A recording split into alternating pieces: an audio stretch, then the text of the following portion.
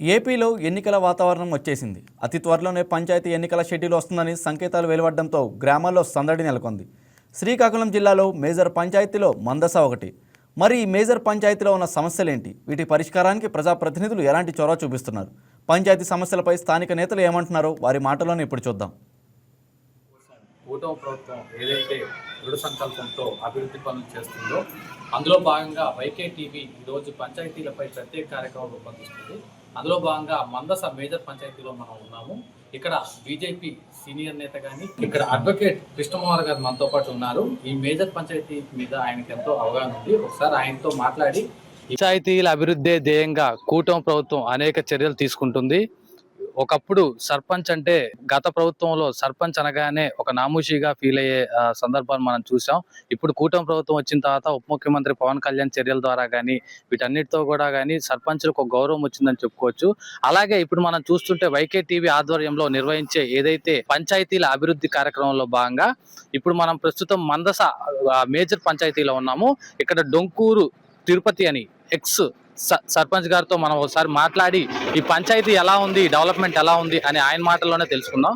Sir, ఈ పంచాయతీకి ఇంకా డెవలప్మెంట్ కావాలంటే ఏమేమి చర్యలు తీసుకోవాలి? వైటీవీ వారికి ఇవాళ పెట్టే ఇంటర్వ్యూకి మందస మేజర్ పంచాయతీ సుమారుగా 15,000 పాపులేషన్ ఉన్న విలేజ్ 2019 నుంచి 24 వరకు నత్తనడికిన డెవలప్మెంట్ అనేది ఏమి లేదు, నత్తనడికి నడిచింది.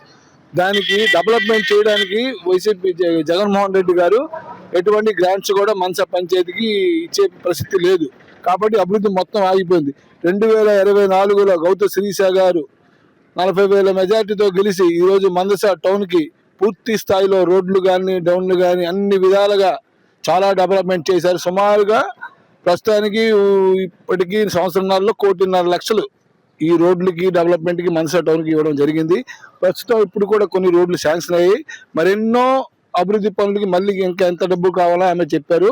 ఆమె మాత్రం మందస టౌన్ పట్ల మంచి అభిమానంతో ఉన్నారు. మందసని ఎటు పరిస్థితుల్లో మంచి డెవలప్మెంట్ చేయాలని ఆమె దృష్టిలో ఉంది. మా యూత్ కూడా అదే దృష్టిలో పెట్టుకుని డెవలప్మెంట్ విషయంలో అన్ని కూడా మాట్లాడడం జరుగుతుంది. అలాగే ఇంతకు ముందు మీరు ఎంతో మంది పార్టీలు కానీ వివిధ సర్పంచులు చూసుంటారు. ఎవరు బాగా చేశారంటే మీరు ఏం చెప్తారు? ఎవరు బాగు చేశారంటే నేను 2 times, నా మిస్సెస్ ఒకటి 1 time, నేను 1 time, మా సర్పంచ్ టైంలోనే ఎక్కువ డెవలప్మెంట్ జరిగింది. మరి నేను చేశాను నా గొప్ప నేను చెప్పుకుంటే కాదు కదా, ప్రజలు చెప్పాలి. ఎవరు ఏ సర్పంచ్ ఏ బాగా చేశాను వాళ్ళు చెప్తే తెలుస్తుంది.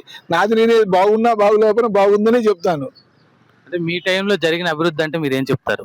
ఆ టైంలో మస్తుగా డెవలప్ జరిగిందండి. రోడ్లు కానీ డ్రైన్లు కానీ కరెంటు కానీ మొత్తం అన్ని A to Z ఎన్ని రకాలుగా ఎన్ని ఈ లూప్ లైన్ లో ఉన్నవన్నీ మన రోడ్లు కూడా తీయడం జరిగింది, డెవలప్మెంట్ చేయడం జరిగింది.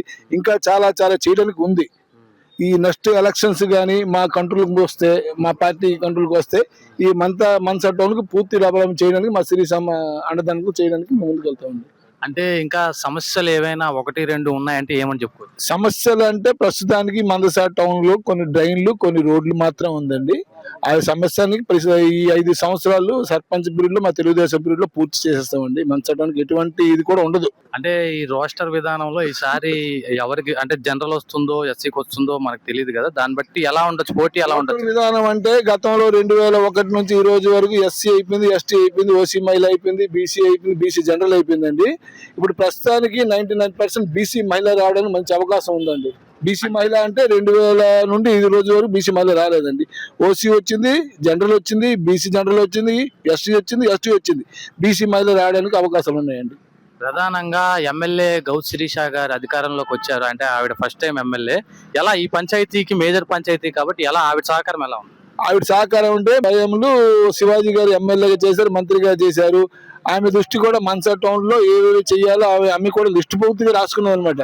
రాసుకుని ఆమె కూడా మంచి డెవలప్మెంట్ కి ముందుకు వెళ్తున్నారండి. ఆమెకు అనుభవం ఉందండి, ఇక్కడ ప్రజలతో యజమానులు పూర్తిగా ఉందండి. ఎందుకంటే ఆమెకి వాళ్ళ తండ్రి గారు అన్నదానులు ఎక్కువ అండి. దాన్ని బట్టి ఆమె కూడా మంచి స్పీడ్లో ఆమె కూడా మంచి దీంట్లో కూడా ఉన్నారు, ప్రజలకు అందుబాటులో ఉంటున్నారు, ప్రతి కార్యక్రమం అటెండ్ అవుతున్నారు. మరి ఆమె నాయకత్వం కూడా చాలా చాలా బాగుందండి. నాయకురాలు ఇంకా దొరకాలంటే కష్టం అండి. అలాంటి నాయకురాలు అంత పనివంతురాలు ఇంకా దొరకరండి. ఒకవేళ ఈసారి మీకేమైనా అవకాశం ఇస్తే అంటే సర్పంచ్ గా మీరు ఒకవేళ వస్తే చేయబోయే పనులు ఏంటండి? నేను చేయబోయే పనులు అంటే పేదవాళ్ళకి కాలనీలు, ఖాళీ స్థలాలు ఉంటే ఇల్లు లేని వాళ్ళకి ఇల్లు, కరెంట్ లైన్లు, కరెంటు, డ్రైన్లు, శానిటేషను, రోడ్స్ ఇవన్నీ పూర్తి చేయాలని నేను కోరుకుంటున్నానండి. అంటే ఈ మందస మేజర్ పంచాయతీ అనేది ఆదాయ వనరులు బాగానే ఉన్నట్టున్నాయి, ఆదాయాలు ఉన్నాయండి. అయినా కానీ కొన్ని సమస్యలు ఏవైనా పరిష్కారం కానీ ఆదాయాలు ఉన్నా కూడా ఇక్కడ సిబ్బందికి జీతాలు కొంచెం సిబ్బంది సుమారుగా పంచాయతీలో 20 మంది వరకు ఉంటారండి. ప్రతి ఒక్కరికి 10 నుంచి 15,000 శాలరీ అండి. దాంట్లో 15% కొంత 15 ఫైనాన్స్ కొంత డబ్బులు ఇవ్వడం జరుగుతుంది. జనరల్ ఫండ్ కొంత డబ్బులు దాంట్లో జీతాలకు కొంచెం సరిపడుతుందండి. వచ్చే గవర్నమెంట్ 15 ఫైనాన్స్ ఇచ్చి దాంట్లోనే అడ్జస్ట్మెంట్ చేసుకుని డెవలప్మెంట్ ఇక్కడ చేయాలండి. దాని తర్వాత ఎమ్మెల్యే గ్రాంట్, ఎంపీ గ్రాంట్ నుంచి డెవలప్మెంట్ ఎక్కువ జరుగుతుందండి. మా మేడం గారు ఎంపీ నుంచి ఆమె కలెక్టర్ గారి నుంచి అన్ని గ్రాంట్లు తెచ్చుకొని డెవలప్మెంట్ చేయడానికి ముందుకు ఆవిడ వెళ్తుంటదండి. అంటే ఇందాక మీరు అన్నారు, అంటే వైసీపీ టైంలో అభివృద్ధి కుంటుపడింది పంచాయతీల్లో కానీ ఇది అన్నారు, దానిపై ఒకసారి. అసలు వైసీపీ గవర్నమెంట్ వచ్చిన తర్వాత సర్పంచుల తాలూకు విలువ పూర్తిగా తీసేశారండి. వాళ్ళకి ఒక సంతకానికి కూడా పరిమితి లేకుండా చేశారండి. ఎలాంటి అభివృద్ధి కూడా చేయలేదండి.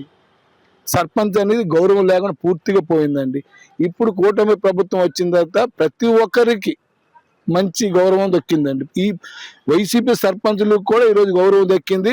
వాళ్ళకి మా గవర్నమెంట్ లో మా శ్రీసమ్మ గారు ప్రోటోకాల్ ప్రకారంగా ఎక్కడ వర్క్ చేసి ఎక్కడ కూడా శంకుస్థాపన చేసిన ప్రారంభోత్సవాలు ఏవి చేసినా ప్రోటోకాల్ పాటించండి. వైసీపీ సర్పంచ్ కానీ, ఎంపీటీసీ కానీ, ఎంపీపీ కానీ, జడ్పీటీసీ కానీ, ఎమ్మెల్సీ కానీ ఏది ఉన్నా శిలాపలకాలు ఆ పేరు మాత్రం పక్కాగా ఉండాలా అని చెప్పడానికి మాకు ఇన్స్ట్రక్షన్ జరిగిందండి.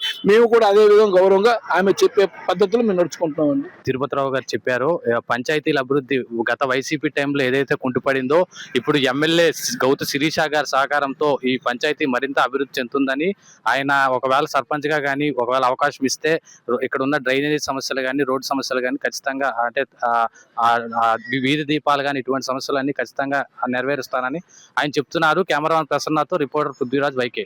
హాయ్ వ్యూయర్స్, ఈ వీడియో మీకు నచ్చినట్లయితే లైక్ కొట్టి షేర్ చేసి వైకే టీవీని సబ్స్క్రైబ్ చేసుకోండి.